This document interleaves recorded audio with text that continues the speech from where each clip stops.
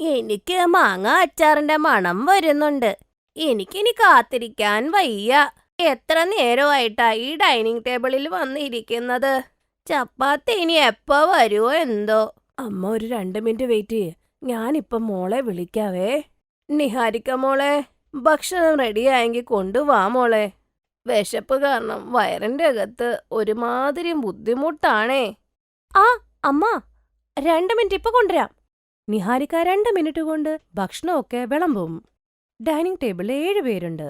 അമ്മായിയച്ഛന്റെ അമ്മ, അതുപോലെ രാംദീൻ, അമ്മായിയമ്മ സാവിത്രി, അർജുൻ, വിശാൽ, നാത്തോൻ സിമ്രൻ, ഭർത്താവായ അഭിഷേക്.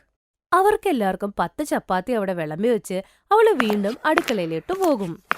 അപ്പോഴേക്കും ചപ്പാത്തി തീർന്നു. മരിമോളെ, ചപ്പാത്തി കൊണ്ടുവാ. അവിടെ എന്ത് ചെയ്യുവാ?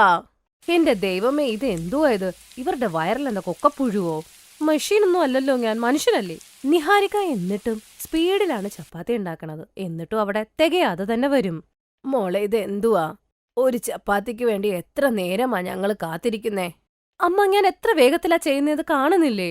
എന്നിട്ടും അവിടെ ചപ്പാത്തി തികയുന്നില്ല. ഞാൻ എന്ത് ചെയ്യാനാ? നാളെ തൊട്ട് ഞാൻ കുറെ ചപ്പാത്തി ഉണ്ടാക്കി വെച്ചിട്ട് നിങ്ങളെ വിളിക്കാം. അപ്പൊ നിങ്ങൾക്ക് ഒരു കുറവും വരില്ലല്ലോ. ഇല്ല മോളെ, തണുത്ത ചപ്പാത്തി തിന്നാൻ വയ്യ. ചപ്പാത്തി ചൂടോടെ കഴിച്ചാലേ രസമുള്ളൂ. അമ്മ, ചൂട് കഴിക്കണമെങ്കിൽ ഒന്ന് കാത്തിരുന്നേ പറ്റുള്ളൂ. ഇല്ലെങ്കിൽ തണുത്ത ചപ്പാത്തി കിട്ടൂ. എവിടെയെങ്കിലൊക്കെ ഒന്ന് അഡ്ജസ്റ്റ് ചെയ്തേ പറ്റുള്ളൂ. ഇത്രയും ചൂടത്ത് ഞാൻ ഇത്രയെങ്കിലും ചെയ്യുന്നില്ലേ, അതേ എനിക്ക് പറ്റൂ.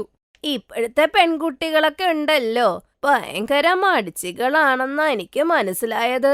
ഇത്തിരി ഒന്ന് ചൂട് കെട്ടിയ അപ്പോഴത്തേക്കും വയ്യാണ്ടാവൂ ഇവർക്ക്. ആ, കുഴപ്പമില്ല മോള്, നീ ചെയ്യണ്ട. നിന്നെക്കൊണ്ട് പറ്റത്തില്ലെങ്കി വിട്ടേരെ. നാളെ തൊട്ട് ഞാനും സാവിത്രി ഉണ്ടാക്കിക്കോളാം കേട്ടോ. എന്തേ സാവിത്രി, ശരിയല്ലേ? അതിനെന്താ അമ്മ, നാളെ തൊട്ട് നമുക്ക് ചെയ്യാം കേട്ടോ. നാളെ മോളെ നീ കറി ഉണ്ടാക്കി വെച്ചാ മതി. ശരി, അമ്മയ്ക്ക് തോന്നുന്നത് പോലെ. അടുത്ത ദിവസം നിഹാരിക്ക അത് തന്നെ ചെയ്യും.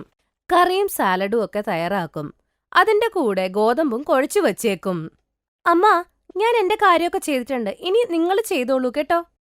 അങ്ങനെ അവര് 2 പേരും കൂടെ ചപ്പാത്തി ഉണ്ടാക്കാൻ അടുക്കളയിൽ കയറി. ചൂടുകാലത്ത് ഇത്രയും പേർക്ക് ചപ്പാത്തി ഉണ്ടാക്കി അവരുടെ അവസ്ഥ വളരെ കുഴപ്പത്തിലായി. ചൂടെടുത്ത് അവര് അമിഞ്ഞുപോയി. അയ്യോ എന്റെ ദൈവമേ, ഈ ചൂടെന്നെ അങ്ങോട്ട് എടുക്കുവോ? ഇത്രയും വിയർത്തിട്ടില്ല ഞാൻ മല കയറുമ്പോ പോലും. ഈ ചപ്പാത്തി ഉണ്ടാക്കിയപ്പോ വിയർത്തു. അയ്യോ, എന്നെ കൊണ്ടൊന്നും പറ്റത്തില്ല ഈ വയസ്സാങ്കാലത്ത് ചപ്പാത്തി ഉണ്ടാക്കാൻ. സാവിത്രി, നീ തന്നെ ഉണ്ടാക്കിക്കോ. അങ്ങനെ മുത്തശ്ശി 2-3 ചപ്പാത്തി ഉണ്ടാക്കി അടുക്കളയിന്ന് പുറത്തോട്ട് പോകും. അങ്ങനെ സാവിത്രി ഒറ്റയ്ക്ക് ചപ്പാത്തി പരത്തും. പക്ഷെ ചൂടത്ത് അവളുടെ അവസ്ഥയും മോശമായി. എങ്ങനെയൊക്കെയോ ചപ്പാത്തി ഉണ്ടാക്കി അവള് പുറത്തേക്ക് വരും. എന്റെ ദൈവമേ, ഇന്ന് അടുക്കള കയറിയപ്പോ ഞാൻ പരലോകം കണ്ടില്ലെന്ന് വേണം പറയാൻ. ദൈവമേ, എനിക്കൊട്ടും പറ്റുന്നില്ലല്ലോ. മരിമോളെ, നാളെ തൊട്ട് നീ തന്നെ ചപ്പാത്തി ഉണ്ടാക്ക്. ഞങ്ങളെ കൊണ്ടിതൊന്നും പറ്റത്തില്ല. ഒരു ദിവസം കൊണ്ട് ഇവരുടെ കാര്യം കഴിഞ്ഞെന്ന് തോന്നുന്നു. അടുത്ത ദിവസം നിഹാരിക കറി ഉണ്ടാക്കുന്ന കൂട്ടത്തിൽ തന്നെ എല്ലാവർക്കും ചപ്പാത്തി ഉണ്ടാക്കി വെക്കും. അതുകൊണ്ട് തന്നെ എല്ലാവർക്കും തണുത്ത ചപ്പാത്തി കഴിക്കേണ്ടി വന്നു. കുറച്ചൊക്കെ അഡ്ജസ്റ്റ്മെന്റ് ചെയ്യേണ്ടി വരുമല്ലോ അല്ലേ? എന്തായാലും മോളെ, ചൂട് ചപ്പാത്തിക്കുള്ള രുചി ഈ തണുത്ത ചപ്പാത്തിക്കില്ല. ഓഹോ, അമ്മയാണെങ്കിൽ ചൂട് ചപ്പാത്തിയുടെ പുറകെ തന്നെ നടക്കുവാണല്ലോ. അങ്ങനെ കുറച്ചു ദിവസങ്ങൾ കഴിഞ്ഞ് ഒരു ദിവസം, നിഹാരിക്ക മോളെ, ഇന്ന് വൈകുന്നേരം വിമലയുടെ വീട്ടിൽ പൂജയുണ്ട്. അത് കഴിഞ്ഞ് അവിടെയാണ് ഭക്ഷണമൊക്കെ എന്ന്. അതുകൊണ്ട് ഒരുങ്ങി നിൽക്കണേ നീയും. വിമല ഒരുപാട് പ്രാവശ്യം ഫോൺ വിളിച്ച് പറഞ്ഞു മരുമോളെയും കൂട്ടിക്കൊണ്ടു വരണമെന്ന്. വിമല ആന്റീനയ്ക്ക് നന്നായിട്ട് അറിയാം, പിശക്കിന്റെ അങ്ങ് അറ്റവാ. പാചകക്കാരെ വിളിച്ചു കാണത്തില്ല, അതുകൊണ്ടായിരിക്കും എന്നെ സഹായത്തിന് വിളിക്കണേ. ഇവിടെയും ഞാൻ നരകത്തിൽ തന്നെയാ. ഇനി അവിടെ പോയിട്ട് ഞാൻ കൂടുതൽ പണി ചെയ്യണം. ഇതൊക്കെ ആലോചിച്ചാണെങ്കിലും നിഹാരിക്ക ആ പൂജയ്ക്ക് പോവുകയൊക്കെ ചെയ്യും. വിമലയുടെ മരുമകൾ സോണിയ എല്ലാവരോടും പറയും, എല്ലാരും ഇവിടെ ഇരുന്നോളൂ, ഞാൻ ഭക്ഷണം എടുത്തിട്ട് വരാവേ. സോണിയ, ഞാനും കൂടെ അടുക്കളയിലോട്ട് വരട്ടെ. ഭജന പാടി എനിക്കും വയ്യാണ്ടായി. നിനക്ക് സഹായം വേണമെങ്കിൽ ഞാൻ വരാട്ടോ. അയ്യോ വേണ്ട, അതിന്റെ ആവശ്യമില്ല. മട്ടർ പനീറും ദാലും പായസമൊക്കെ റെഡിയാ. ഇനി ചപ്പാത്തി ഉണ്ടാക്കിയാൽ മതി, അത് ഞാൻ പെട്ടെന്ന് ഉണ്ടാക്കിക്കോളാം. ഉറപ്പാണോ? അതേന്നേ, ഞാനിപ്പോ സെറ്റാക്കാം. സോണിയ എല്ലാവരെയും ഒരുമിച്ച് കഴിക്കാനിരുത്തും. അവൾ എല്ലാവർക്കും ചൂട് ചൂട് ചപ്പാത്തി വിളമ്പാനും തുടങ്ങും. ചപ്പാത്തി വിളമ്പുന്ന സ്പീഡ് കണ്ടപ്പോൾ സാവിത്രി അവളോട് പറയും, വിമലയുടെ മരുമകള് കൊള്ളാലോ, എത്ര പെട്ടെന്നാ ഉണ്ടാക്കുന്നേ. കണ്ടില്ലേ എത്ര വേഗത്തിലാണ് ചൂട് ചൂട് ചപ്പാത്തി എല്ലാവർക്കും കൊടുക്കുന്നത്. ഇവിടെ ആരും വിശന്നിരിക്കുകയില്ല. എല്ലാവരുടെ പാത്രത്തില് ചൂട് ചൂട് ചപ്പാത്തിയാന്നേ. കാര്യം ശരിയാണല്ലോ. അല്ല, ഇവളെങ്ങനെ ഇത് ചെയ്യുന്നത്? എനിക്ക് വീട്ടുകാർക്ക് ചപ്പാത്തി ഉണ്ടാക്കിയിട്ട് തന്നെ പ്രാന്താവുമല്ലോ. അടുക്കളയിലൊന്ന് പോയി നോക്കാം, അവൾ ഇതെങ്ങനെ ചെയ്യണേന്ന് നോക്കാം. സോണിയുടെ അടുക്കളയിൽ പോയി നിഹാരിക നോക്കുമ്പോ ആകെപ്പാടം ഞെട്ടി അങ്ങ് പോയി. ഗോതമ്പ് മാവിന്റെ ഉരുള വലുത്, എന്നിട്ടത് വലിയ രീതിയിൽ പരത്തി അങ്ങ് എടുത്തു. എന്നിട്ടൊരു പാത്രം എടുത്ത് അത് കുഞ്ഞു കുഞ്ഞു കഷ്ണങ്ങളാക്കി മാറ്റിവെച്ചു. അതിന്റെ മേൽക്ക് കുറച്ച് ഗോതമ്പ് പൊടി എടുത്ത് എല്ലാത്തിനെയും അങ്ങ് പരത്താൻ തുടങ്ങി. അതുകൊണ്ട് 10 ചപ്പാത്തി ഒരുമിച്ച് പരത്തി കിട്ടി. എന്നിട്ടൊരു വലിയ തവയ്ക്കകത്ത് 10 ചപ്പാത്തി ചുട്ടെടുത്തു. അല്ല, ഇതെങ്ങനെയാ സോണിയ? ഇതെന്ത് ഐഡിയ ആണ്? മാഡം, ഇതൊരു ഐഡിയ ആണ് പെട്ടെന്ന് ഉണ്ടാക്കാനുള്ള. നീ നല്ല സ്മാർട്ട് ആയിട്ടുള്ള ആള് തന്നെ. ഇതാണ് എന്റെ ട്രിക്ക്. ഇതുകൊണ്ട് നമുക്ക് ഒറ്റ സെക്കൻഡ് കൊണ്ട് 10 ചപ്പാത്തി ഉണ്ടാക്കാം. ഇത് വലിയൊരു ട്രിക്ക് തന്നെയാ. നാളെ തൊട്ട് എന്റെ വീട്ടിൽ ഞാൻ ഇത് ചെയ്യും. അടുത്ത ദിവസം കൊണ്ട് അവളും ഈ ട്രിക്ക് ഉപയോഗിച്ചു. എല്ലാവരും ഡൈനിങ് ടേബിളിൽ ഒറ്റ സമയത്ത് ഇരിക്കുമ്പോൾ, ഇതെന്താ മോളെ, ഇന്ന് നീ ചപ്പാത്തി ഉണ്ടാക്കിയില്ലേ? ഇന്ന് തൊട്ട് അമ്മയ്ക്ക് ചൂട് ചൂട് ചപ്പാത്തി 10 സെക്കൻഡിനുള്ളിൽ കിട്ടുമല്ലോ. എന്തേ, നിന്റെ കയ്യിൽ വല്ല മാജിക് ഉണ്ടോ? അങ്ങനെയൊക്കെ കരുതിയാ മതി. നിഹാരിക പെട്ടെന്ന് തന്നെ അടുക്കളയിൽ പോയി സോനിയ ചെയ്ത പോലെ തന്നെ ഗോതമ്പ് മാവിന്റെ വലിയ ഒരു ഉരുള ഉണ്ടാക്കി വെക്കും. അതേ ട്രിക്ക് ഉപയോഗിച്ച് അവള് ചൂട് ചൂട് ചപ്പാത്തി ഉണ്ടാക്കും. ഇത് നിങ്ങളുടെ നിങ്ങളുടെ നിങ്ങളുടെ നിങ്ങളുടെ ഇത് നിങ്ങളുടെ. ഇത് കൊള്ളാലോ മോളെ, ഒറ്റയടിക്ക് 10 ചപ്പാത്തി ഉണ്ടാക്കുന്ന ആളായോ? പക്ഷെ അവര് ചപ്പാത്തി കഴിച്ചപ്പോ പാതി വെന്തതൊക്കെ ആയിരുന്നു. മോളെ, നീ ഞങ്ങളെ എന്തിനാ പച്ചമാവ് തീറ്റിക്കുന്നേ? വീട്ടിലെ ഗ്യാസ് തീർന്നു പോയോ? മോളെ സത്യ, ഇത് വെന്തിട്ടില്ല മോളെ. അമ്മ ചൂട് ചൂട് ചപ്പാത്തി വേണം, പച്ച ചവക്കരുത് എന്നൊക്കെ പറഞ്ഞ കുറച്ചൊക്കെ കോംപ്രമൈസ് എവിടെയെങ്കിലും ചെയ്തല്ലേ പറ്റുള്ളൂ. ചൂട് ചൂട് ചപ്പാത്തി വേണമെങ്കിൽ ഇങ്ങനെ കിട്ടുള്ളൂ. നിഹാരിക്കയ്ക്ക് ചപ്പാത്തി ഉണ്ടാക്കാൻ ഇപ്പൊ വളരെ എളുപ്പമായിരുന്നു. പക്ഷെ വീട്ടുകാർക്ക് ആ ചപ്പാത്തി ഒന്ന് കഴിക്കാൻ വളരെ ബുദ്ധിമുട്ട് തന്നെയായിരുന്നു.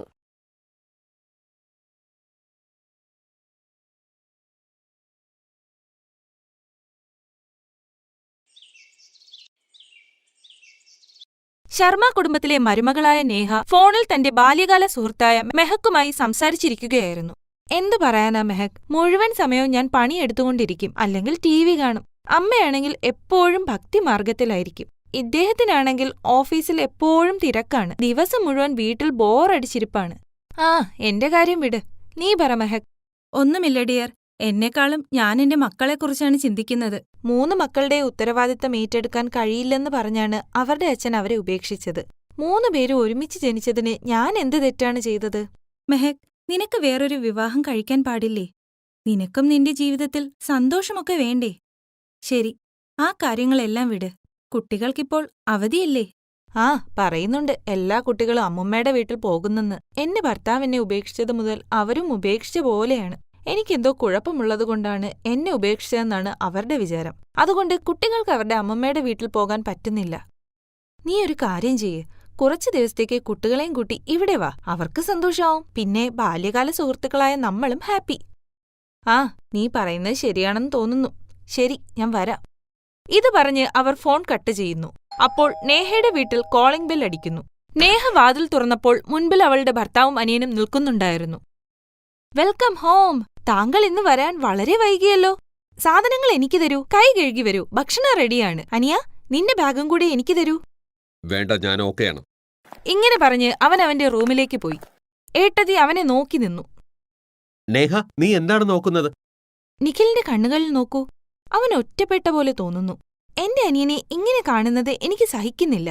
അവനെ നേരെയാക്കാൻ താങ്കൾ ജോലിയും കൊടുത്തു. പക്ഷേ അവനവിടെ ഹാപ്പിയാണെന്ന് എനിക്ക് തോന്നുന്നില്ല. നോക്കൂ, നീ ടെൻഷൻ അടിക്കണ്ട. പതുക്കെ പതുക്കെ എല്ലാം ശരിയാകും. ഒരാളുടെ പുറകെ നടന്ന് ജീവിതം നശിപ്പിക്കാൻ കഴിയില്ലല്ലോ. നീ അവന്റെ കാര്യം വിട്, എന്നിട്ട് എനിക്ക് ഭക്ഷണം താ. തന്റെ ഭർത്താവിന്റെ സംസാരം കേട്ട് നേഹ തന്റെ അനിയന്റെ കാര്യങ്ങൾ അവഗണിച്ചു. പിന്നെ അവൾ അവളുടെ ഭർത്താവിന് ഭക്ഷണം കൊടുത്തു.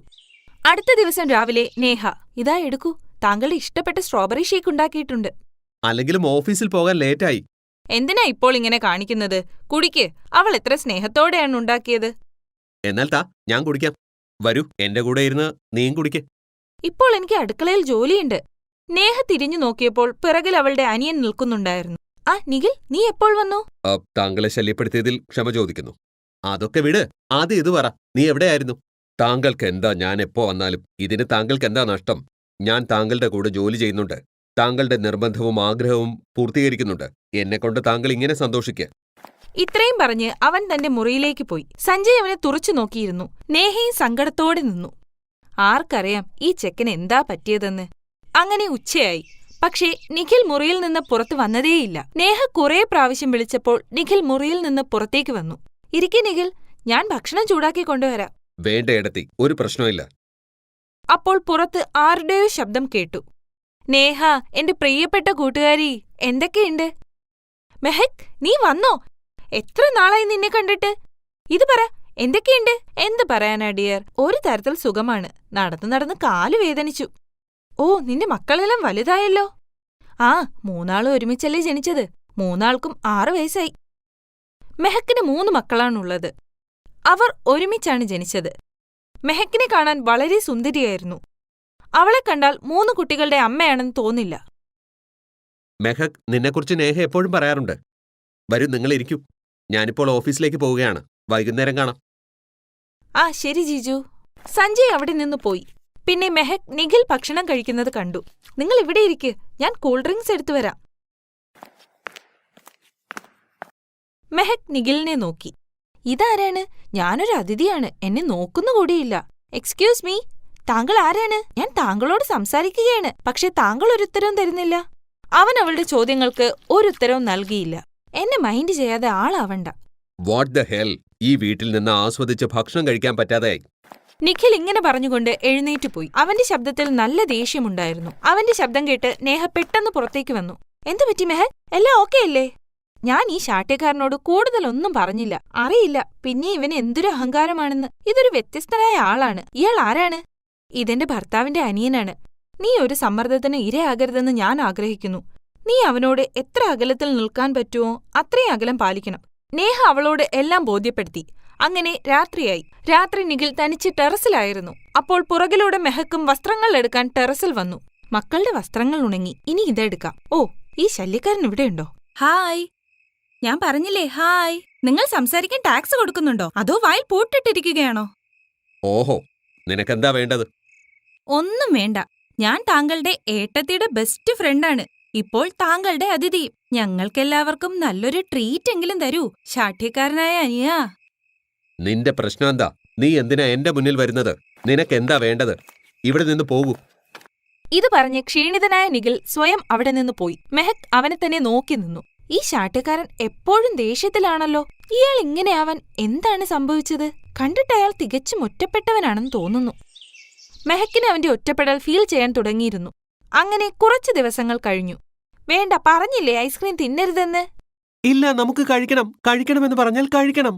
അപ്പോൾ നിഖിൽ അവിടെ വരുന്നു. വരൂ കുട്ടികളെ, ഞാൻ നിങ്ങളെ കൊണ്ടുപോകാം. അമ്മേ, നിങ്ങളും കൂടി വാ. ഞാൻ ഓ മെഹക്, കുട്ടികൾ നിർബന്ധിക്കുന്നത് കണ്ടില്ലേ? മെഹക് നിഖിലിന്റെ കൂടെ വാഹനത്തിൽ പോയി. താങ്കൾ എന്തെങ്കിലും പറയൂ, എന്തിനാണ് ഇങ്ങനെ മിണ്ടാതിരിക്കുന്നത്? നിങ്ങൾ നിങ്ങളുടെ ജോലി നോക്ക്.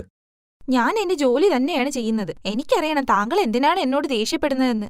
എനിക്ക് നിങ്ങളോട് ദേഷ്യമൊന്നുമില്ല. നീ എന്തിനാ എന്നെ എപ്പോഴും ശല്യപ്പെടുത്തുന്നത്? ഒരാൾക്ക് വേണ്ടി അയാൾ മനസ്സുകൊണ്ട് താങ്കളെ ആഗ്രഹിച്ചിരുന്നില്ല. അവർക്ക് വേണ്ടി താങ്കൾ എന്തിനാണ് സ്വയം നശിക്കുന്നത്? എന്താ അവരുടെ അസ്തിത്വം താങ്കളെക്കാളും കൂടുതലാണോ? പിന്നെ താങ്കളുടെ സങ്കടം മാറ്റാൻ ഈ ടവൽ കൊണ്ടുവന്നിട്ടുണ്ട്, ഇതാ പിടിച്ചോ. ഇത്രയും പറഞ്ഞപ്പോൾ നിഖിൽ അവളെ കെട്ടിപ്പിടിച്ച് ഒരുപാട് കരഞ്ഞു. നീ സത്യമാണ് പറഞ്ഞത്. എന്റേതല്ലാത്തതിനെക്കുറിച്ച് ആലോചിച്ച് ഞാൻ എന്തിനാണ് എന്റെ ജീവിതം നശിപ്പിക്കുന്നത്? എന്നെ വിട്ടിട്ട് പോയ ഗേൾഫ്രണ്ടിന്റെ ഓരോ ചലനങ്ങളും നിനക്കുണ്ടായിരുന്നു. നിന്നെ കാണുമ്പോൾ ഞാൻ അവളെ ഓർക്കുമായിരുന്നു. അതുകൊണ്ടാണ് ഞാൻ പ്രകോപിതനായത്. പക്ഷേ എനിക്കിപ്പോൾ മനസ്സിലായി, നീ അവളിൽ നിന്നും വളരെ വ്യത്യസ്തയാണെന്ന്. നന്ദി മെഹക്. ഏട്ടത്തി നിന്റെ എല്ലാ കാര്യങ്ങളും പറഞ്ഞിട്ടുണ്ട്. നിന്റെ ജീവിതത്തിൽ ഇത്രയൊക്കെ സംഭവിച്ചിട്ടും നീ എത്ര സന്തോഷവതിയാണ്. തന്റെ മക്കളെ എത്ര സന്തോഷവാന്മാരാക്കുന്നു. ഇനി ഞാൻ നിന്നെ സന്തോഷിപ്പിക്കുവാൻ ആഗ്രഹിക്കുന്നു. ഞാൻ ഈ 3 മക്കളോടൊപ്പം നിന്നെ കൂടെ കൂട്ടാൻ ആഗ്രഹിക്കുന്നു. അവർ ഇരുവരും പരസ്പരം സ്നേഹിക്കാൻ തുടങ്ങിയിരുന്നു. നിഖിൽ അമ്പലത്തിൽ പോയി അവളെ വിവാഹം ചെയ്ത് വീട്ടിലേക്ക് പോയി. നേഹയ്ക്ക് ഇത് കണ്ട് വളരെ സന്തോഷമായി. പക്ഷേ അവളുടെ അമ്മായിയമ്മയ്ക്ക് ഇത് കണ്ട് നല്ല ദേഷ്യം വന്നു. നിനക്ക് ഈ 3 മക്കളുടെ അമ്മയെ മാത്രമേ കിട്ടിയുള്ളൂ വിവാഹം കഴിക്കാൻ? അമ്മേ, മെഹക് നല്ലൊരു പെൺകുട്ടിയാണ്. അവളുടെ ഭർത്താവാണ് അവളെ ചതിച്ചത്. 2 പെൺകുട്ടികളായതുകൊണ്ട് ഇവരെ ഉപേക്ഷിച്ചു പോയി. പക്ഷേ അനിയനെ നോക്കൂ, ഇവരുടെ കൂടെ എത്ര ഹാപ്പിയാണ്. തന്റെ മകന്റെ മുഖത്തെ ചിരി കണ്ട് അവർക്കും സന്തോഷമായി. അതുകൊണ്ട് അവർ മെഹക്കിന്റെ 3 മക്കളുടെ കൂടെ അവളെയും സ്വീകരിച്ചു. ഇപ്പോൾ നിഖിലും മെഹക്കും തങ്ങളുടെ 3 കുട്ടികളോടൊപ്പം വളരെ സന്തോഷത്തിലാണ്. Thanks for watching.